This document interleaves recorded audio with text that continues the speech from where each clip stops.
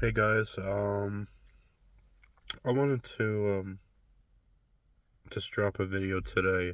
Uh, I am going through a phase where my OCD is really bad. Um, the obsessive thoughts that I get that just run and run and run, and they just don't let go. It's exhausting. I have to constantly be vigilant and I have to make sure I'm not engaging in behavior that's going to make my OCD worse. So a lot of the stuff that's making it worse is just when I get stuck on a fear in my head and it's replaying, I'll try to figure it out and I'll try to look at it from every angle and every perspective, and just the act of trying to figure it out is what makes it so much worse. Um, OCD is just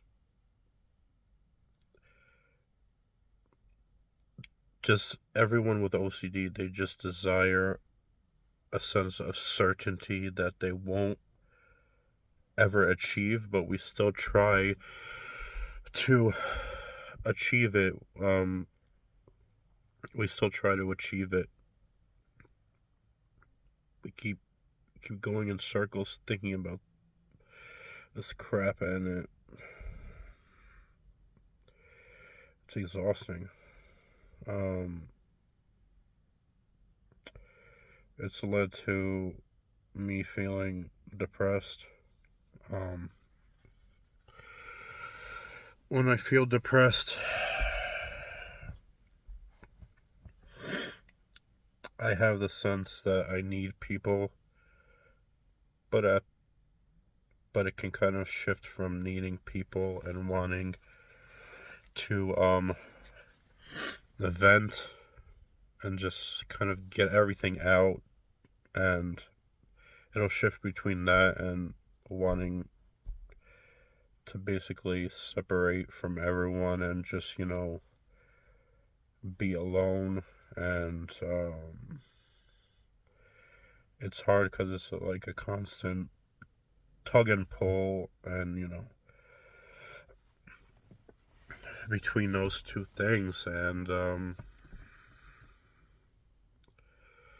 feel like I exercise. I try to do the stuff that I enjoy, and like listening to music like I normally do, watching some stuff on TV, and the fact that I don't, I just don't, it's like nothing, no enjoyment. And frankly, it's exhausting because you're like, well, you know, I'm anxious, I'm depressed, and it seems like nothing is, um, nothing that I do to normally relax is helping. So, um, then, I start to want to work on therapy stuff, just to break the cycle, but it's not so easy. Like, it's just like I try to engage in therapy, and it's just like my mind's had, it's kind of reached that point where I'm like, no, I cannot focus. I can't do this. It's too, it's too hard. And, I've been through therapy for years, and I know what I have to do. I know what has to be done. I know the treatment. like whole treatment for like, OCD. I've been through like um, DBT courses, basically, how to tackle that depression part. And I think the hard thing is that I never, like, even though I was diagnosed with depression too, I never fully accepted it. I always thought, like, depression, you'd have to be someone that's constantly just, laying in bed all day. And that was my first, thought when, before, when I was first, diagnosed. I'm like, no, this can't be it. I'm not like, like I'm struggling and,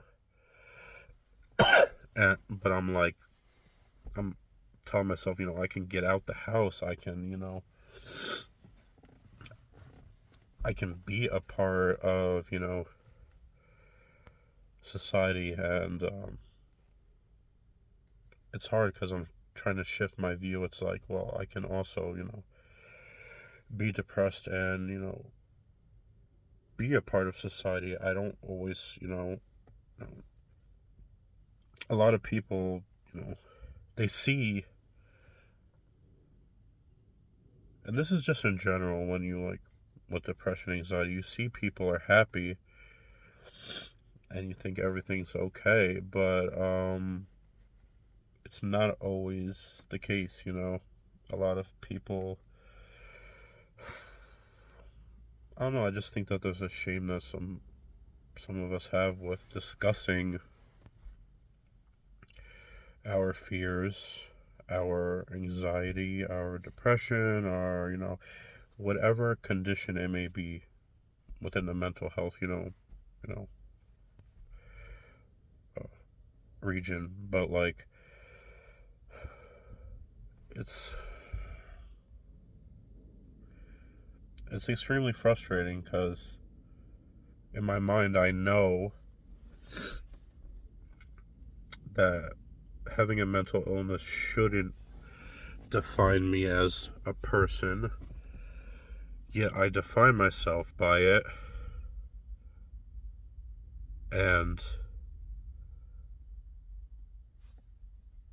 it's just even the fact that, I was born, with like this like I guess almost like a predisposition, like, it can be within, genetics, it could also be like certain things within the environment, certain like triggers, it's really just, it could be a bunch of stuff. At least I know with like OCD, and that's how it is. The depression part came a lot later, where I was like diagnosed. So,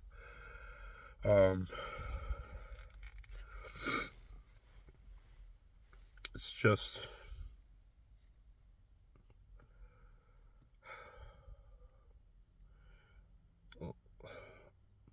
like, feeling the connection with people who are struggling. It's just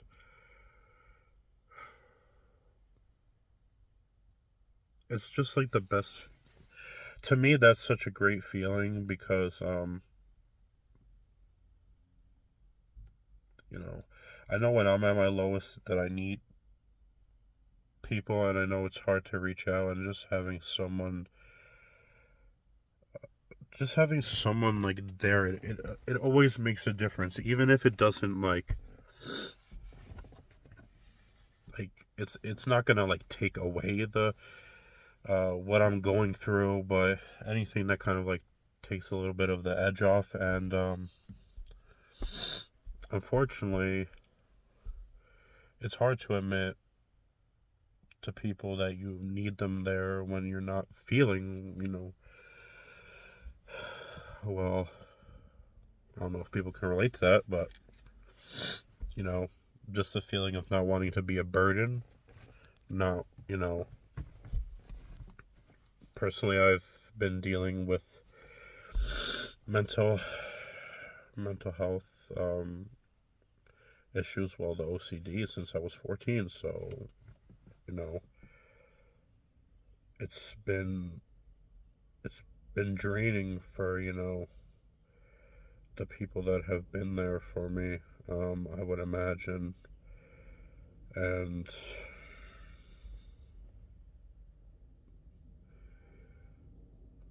I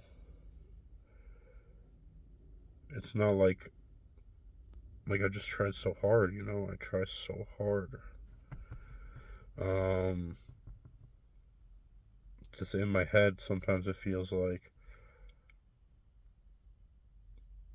I always think like I should be doing this, I should be doing that, maybe I could be doing better, even though I'm trying, and I don't know. I made strides, I was feeling good for a bit, and that's the reality of OCD. It can hit, and it can hit hard, and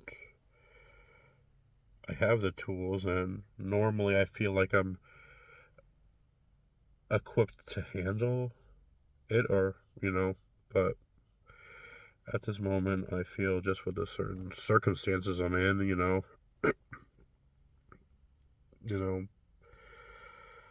it's it's a lot,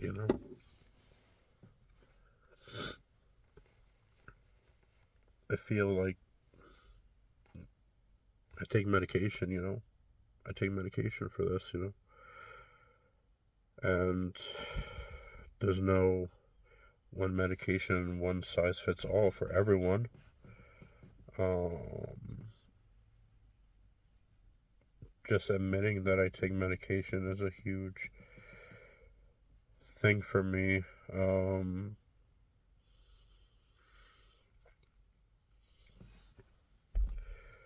Because I don't want people to think that the medication is that the medication is the only reason why I'm feeling um like if I'm doing good and I'm doing better, I don't want people to assume, oh, it's just the medication doing that. um I don't know if that even makes sense, but um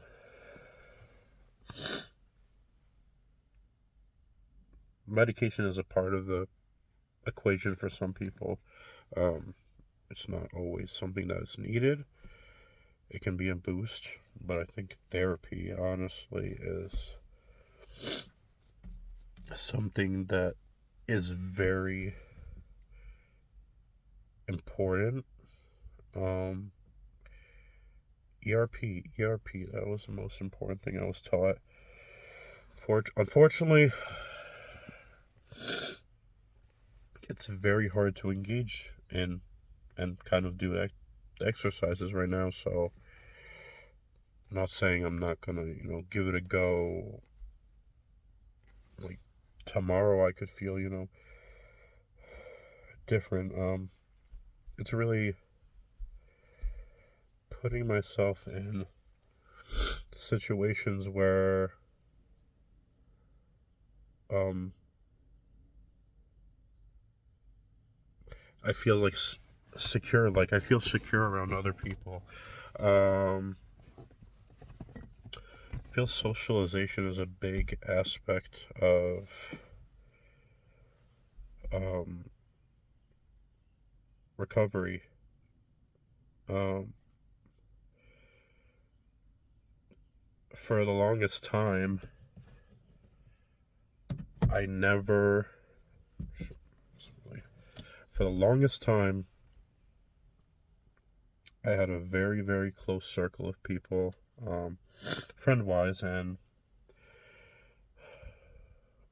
I always thought to myself, bringing up these issues is such like